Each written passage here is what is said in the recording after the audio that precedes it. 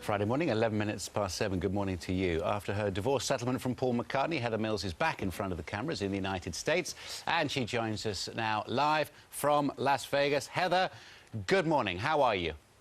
Good morning or good evening here. Yeah, but you've got a big night ahead of you, haven't you, Heather?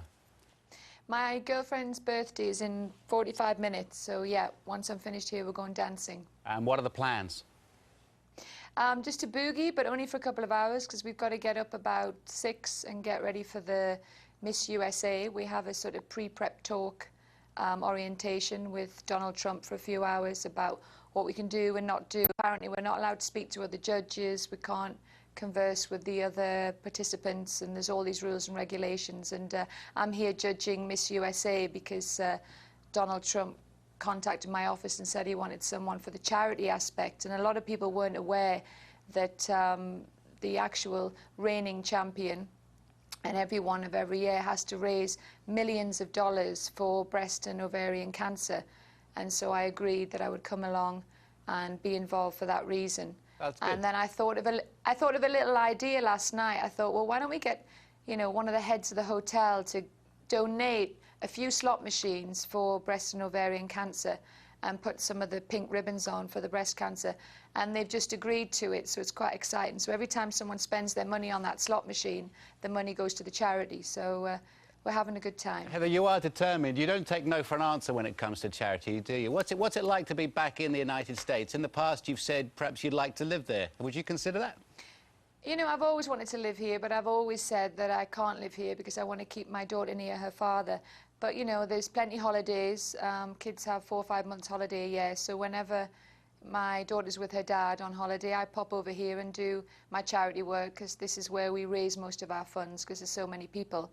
And just continue with the work that's important in life. But isn't it nice to escape the attentions of the press over there a little bit? I know you're a high-profile figure over there, working with Donald Trump, judging Miss World, getting all the charity work done. But, you know, I wonder if you could give people an idea of what it's like to live in Great Britain and, you know, to be you at the centre of a media scrum the whole time. Well, you know, it's crazy, as any sort of high-profile person that gets in this situation knows. But when I'm in America, it's 99% positive. You know, they're very much, you know, you overcome adversity, you get on with it. But you have to remember that apart from a certain aspect of tabloid media, I get a huge amount of support from the public, and a lot of people are very behind sort of David versus Goliath situation, where you're fighting the establishment.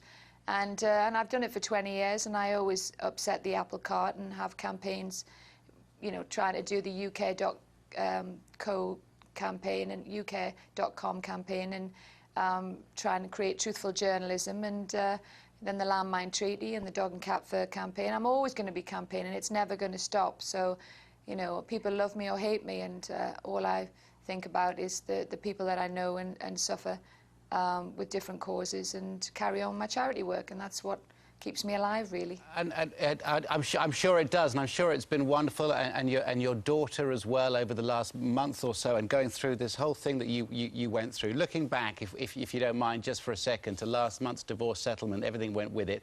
Was it £24.3 million plus per annum payments for your daughter? Mr. Justice Bennett said some very nice things about you as well. He called you superbly sort of determined, working for charity, the whole kind. But he also said some things that would probably be hurtful, you know, to you as well. I mean, do you regret representing yourself in court in any way? No, I never regret representing myself. And, you know, the only 2 things he said was, I can't talk about anything other than the judgment, but the only 2 things he said was explosive and volatile. I want the transcripts released because I was never once explosive and volatile. And he was actually referring to my appearance on your programme. So that's the bit that he meant, but he didn't actually expand on that. And the other thing he said was make-believe, because I'd said we lived together before we were married. So he said that was make-believe.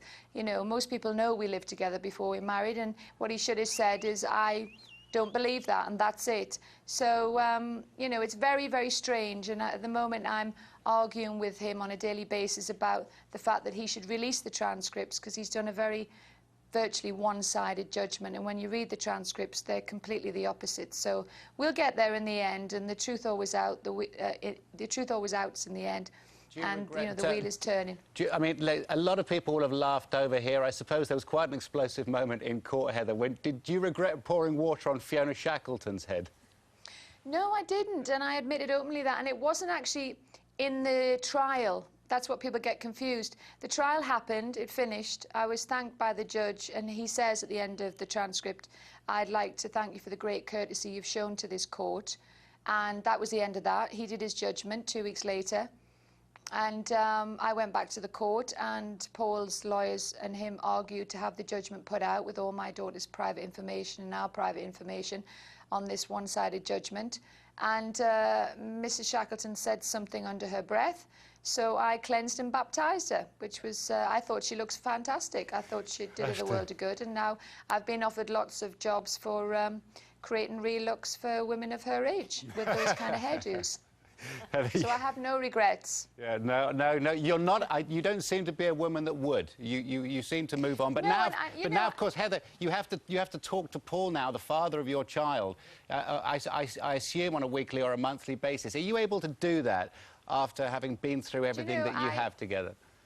I have been gagged with no choice of anything else, so I'm not actually, it's unbelievable, but they can write and put out what they like, but I am not allowed to discuss him in any way whatsoever. Okay. Unfortunately, so. No. Not for now. No, okay. Do you think that might change over time? Are you fighting to change that? I'm fighting to be able to clear my name. I don't need to talk about Paul. I've never wished him any harm or to say anything, but you've seen what I've been through the last few years, and I want my daughter to know that none of those things are true, and I have 3 libel cases that I'll fight, and I need the evidence from the court, and I need the transcripts to come out so the truth can be made, and I will fight for that. I made it clear prior to court that the evidence I put forward must be kept out for my libel proceedings, and that's what will happen. Yeah. He's been pictured with a new girlfriend. We haven't seen you with a new boyfriend yet. Well, I think he's got 3 different girlfriends, so I wish all the girls the best of luck. Yeah, it can't be easy being around a national icon, can it? Well, better than me. Yeah. Heather, listen, the very best of luck. How long are you out there? How long are you out there for? How long is this commitment? I'm here for 2 more days, and then back after that. OK. All the very best. Have a nice time tonight. Enjoy the judging. Thank and regards to Donald Trump as well. You're hanging out with the powerful people over there. Very best of luck to you. Speak to you again soon. Thank you. Bye, Take care. Bye-bye.